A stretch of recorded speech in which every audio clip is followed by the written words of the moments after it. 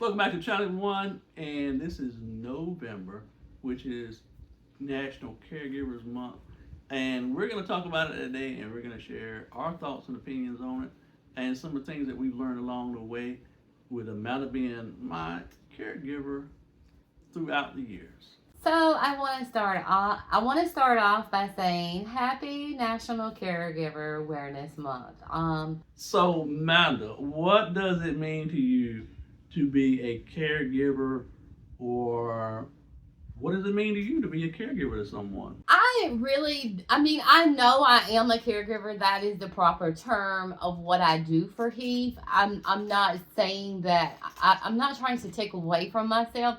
I just don't think of myself as a caregiver. I think of myself as his wife, I've always felt that way. And so, but if you ask me, the meaning of it is, it's taking care of someone that you love, someone they can't do for those things. Do you take for granted those simple things, like going to the bathroom and all those things. And you're taking care of them when they need it, and it's something that they need,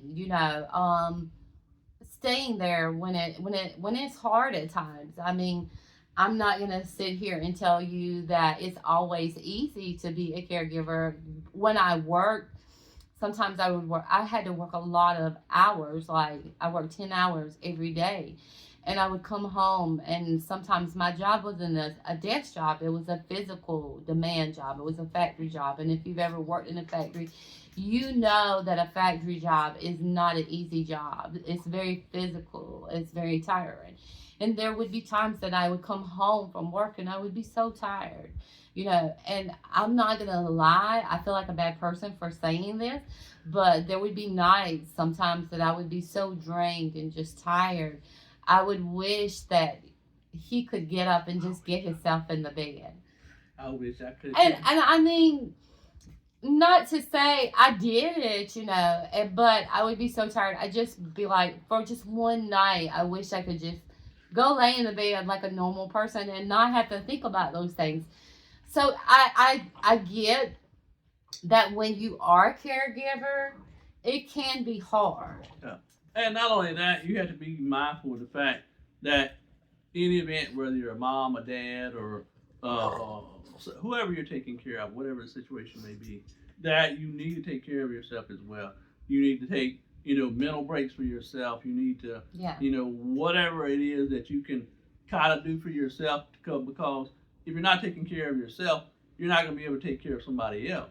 And vice versa. I mean, even though Amanda is my caregiver in that sense. He's my caregiver. Well, and I do things for her as well. And so, I mean, it's, I'm trying to think of the way to say it. It's like a tit for tat. Yeah, we work together, and that's just the way, we've always been, ever since we've been, dating and married and things like that. That, she does. And like she said, some nights, she wish she could get me in, I could just snap a finger and just get in bed. Some nights I just wish I could snap my fingers and not have to go through the whole process of just getting into bed as well.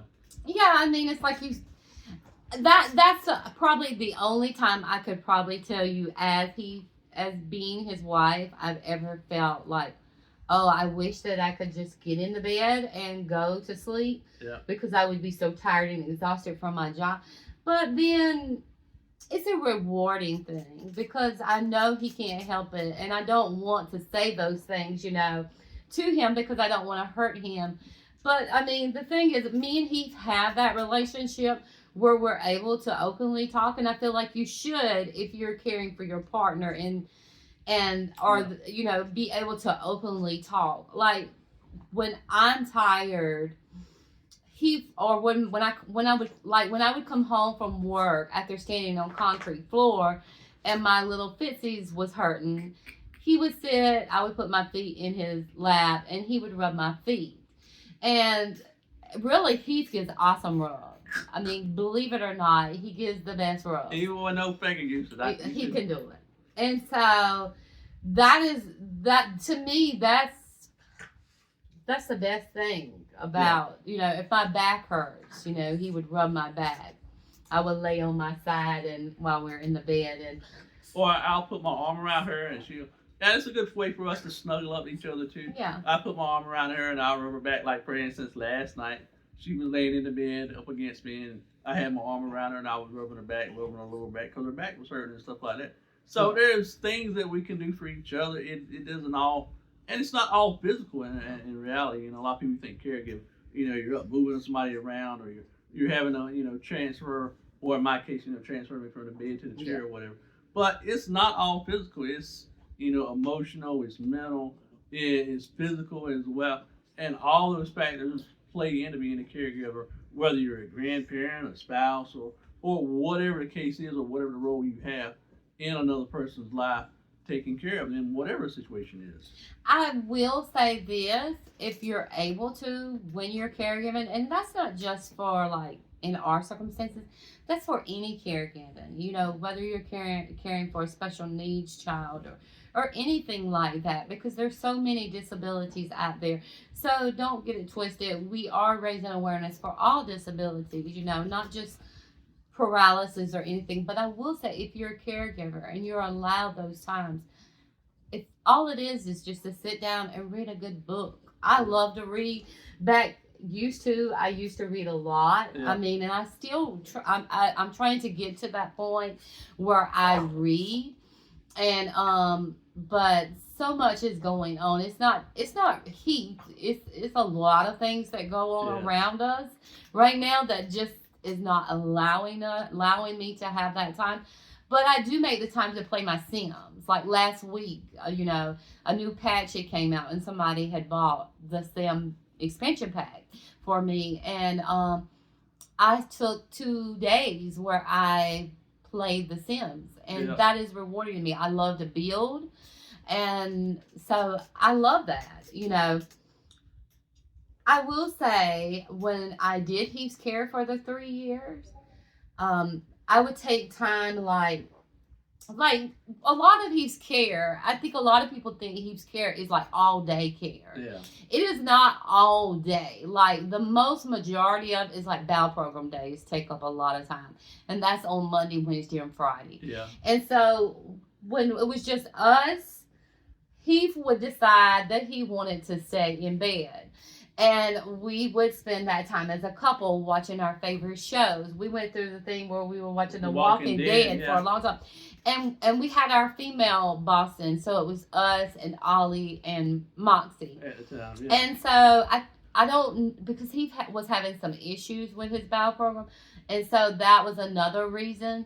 But we used that time to spend as a couple and a family, and just like when he was, bedridden from the pressure spot, we use that time to spend together, because if he can't get out of bed, he doesn't understand this, but I stay in bed with him, and it's just, I don't know, I just don't want to leave him, I have become very clingy to him. Yes. He's like my little thing I had to carry around all the time. He's my emotional support person, I think. Leave me a tag across the front. Emotional support wheelchair guy. That's what we should have did for Halloween.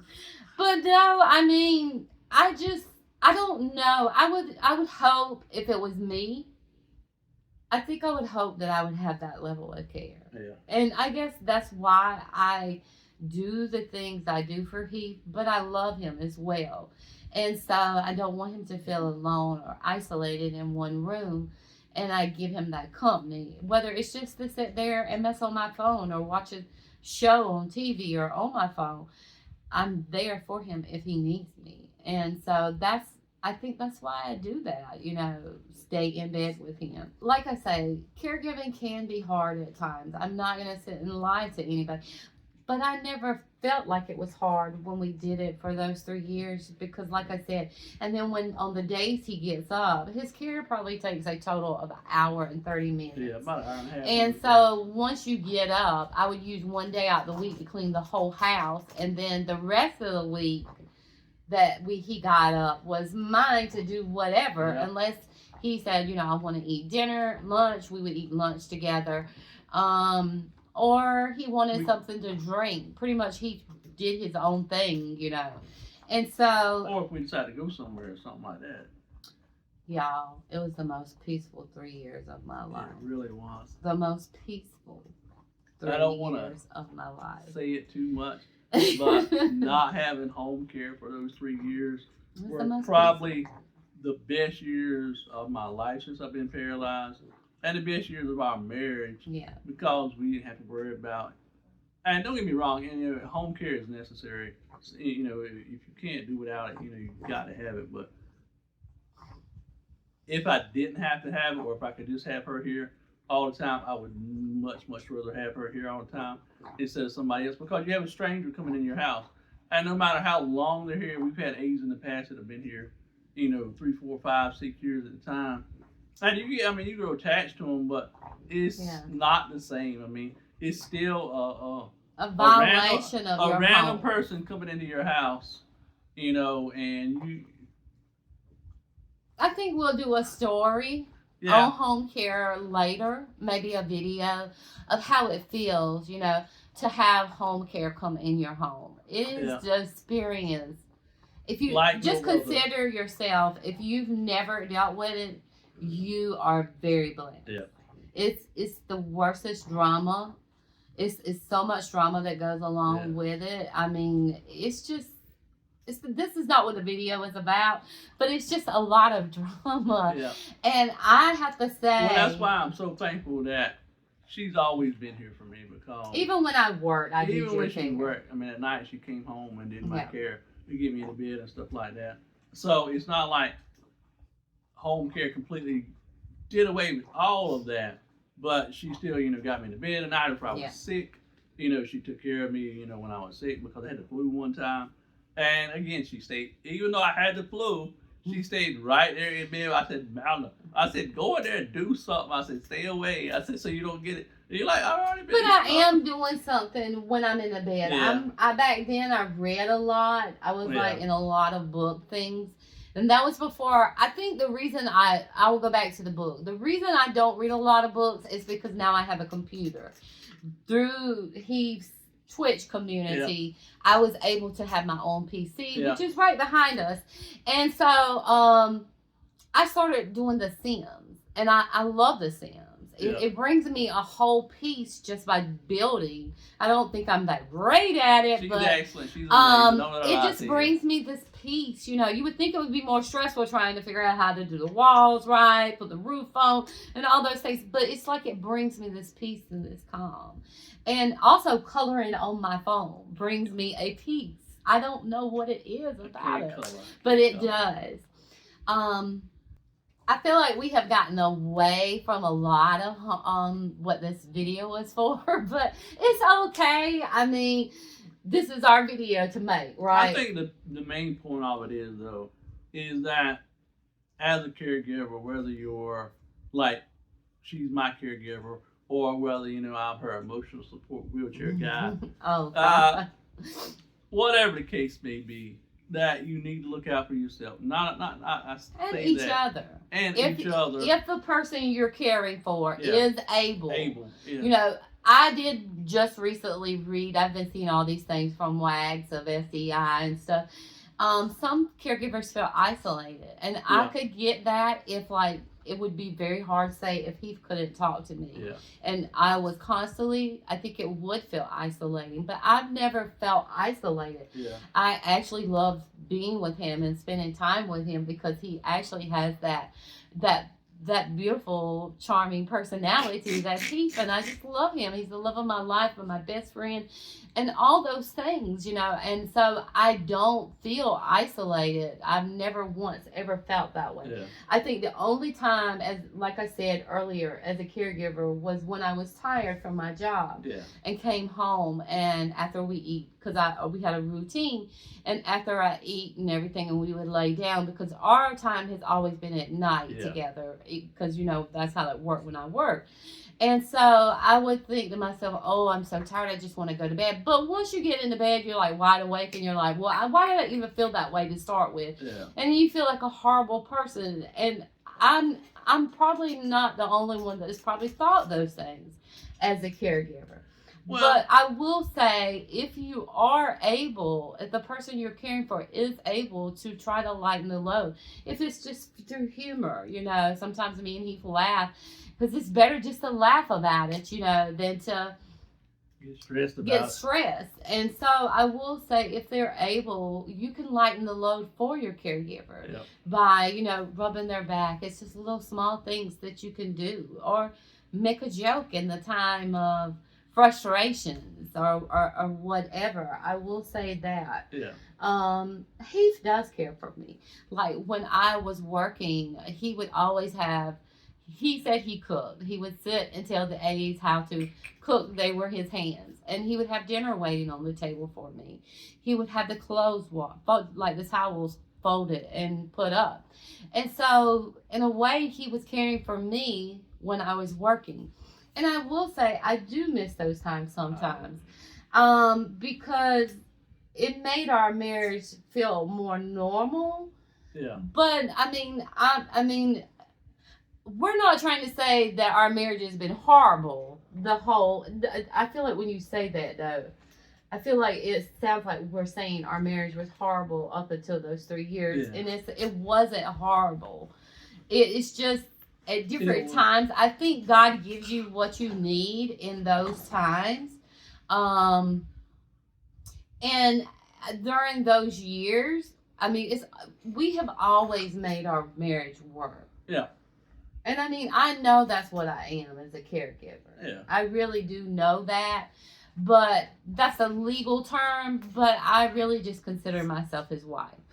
I will say in closing, if you're feeling isolated, if you're able to get someone to come in, if that person's not able to talk and needs round the clock care, I know it's hard if you're relying on home care. Yeah. Because believe me, experienced we it. have experienced it in the last year, the real hardcore where it's frustrating, It is. There, like, especially when Heath was in the bed, there was a whole weekend that we went without care, and I was doing his care 24/7, and I had never experienced that level of his care. Yeah. And it was so frustrating. I was so tired. I was sleeping every 2 hours. The alarm would go off. I'd have to get up, turn him over and stuff. So I get that. It can be tiring. That's the first time in my whole life I've ever experienced the round the clock care. Yeah. And if you're able to have a family member help you, let Just them for a help couple of hours. for just a couple of So hours. you can get out of the house and maybe, go to the park and walk, or go get a drink, or something, just to give you a few moments. And support groups are a way also. If you, like she was saying, if the other person is unable to, be left alone, and you have to be there all the time, finding, support groups online, or calling a friend of yours or something, just to take a little bit of time to talk to them, or share some of what's going on in your life with them as well, to give you a little bit of mind, breakage or whatever.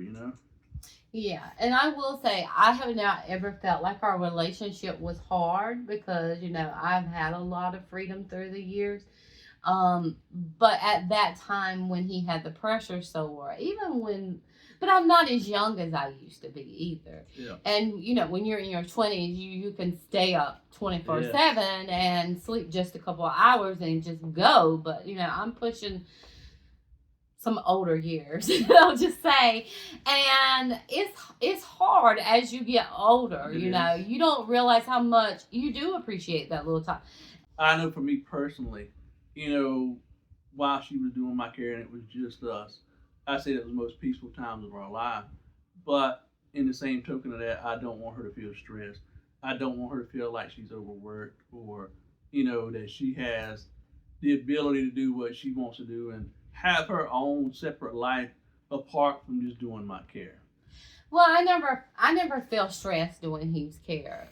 What made me feel stressed was the time I was taking care of Heath and 2 others. Yeah, that too. Because that was a lot. No family members would help. I did feel very stressed. And at one time, my niece had come to help me, and she's just like 14 years old. And she made a joke, and she would, because they call me Mandy. Mandy is my nickname. Yeah. And she was like, I'm going to put a sign in Aunt Mandy's yard. This is Aunt Mandy's retirement home. She would put, she was going to put, she said she, okay, so she said, wait a minute. Rehabilitation. She was going to put Aunt Mandy's Rehabilitation Center.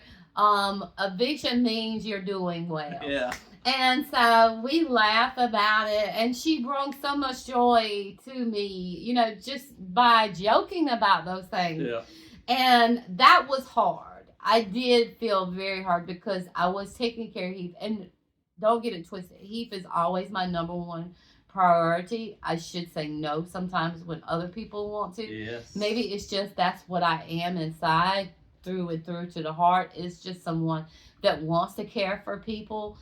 And then I think about it, you know, like our parents, I don't want to put them in a home, but I have to take in consideration because Heath is my number one. I took vows with him. Yeah. He is my number one priority. That sometimes I just have to say no, even if it makes me feel like a terrible person for saying no, for not taking care of other people. But in saying all this, we just want to make everybody aware of the fact that it is National Caregivers Month. Yeah. And that there are so many people out there who are in a situation where they're caring for other people, whether it's a family member or whoever it may be, that you are important, that you are special, and that you are important to whoever's life you're a part of. Yeah. And a lot of times, like I said, without Amanda, I don't know where I would be at today. So I am super grateful for her in my life and for all she does for me, for being my wife, number one, and for all the care. And I know that I can be difficult at times. No. Because I am hard-headed, of course. Yeah. But I am grateful and thankful for the fact that even when I don't look out for myself 100%, that she still looks out for me and makes sure I do right and am taking care of myself. And that's we part just of wanna, being a wife. And I just want to say how much I appreciate her, how much I love her, and just for everything that you do, dear. Oh, thank you. I appreciate you too and everything you do for me.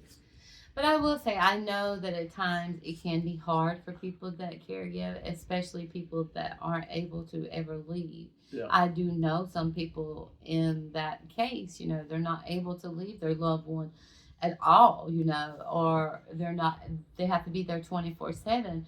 And I know it's hard, but my advice is to just take, if it's not but 20 minutes, to do some meditation, you know, something for yourself, whether it's a soak in the tub or just, you know, getting someone to rub your back, or lay on a heating pad, or read a book, or watch your favorite TV show that's 30 minutes long. Something, because you have to take care of yourself. Because if you're not taking care of yourself, you're not going to be any good to those.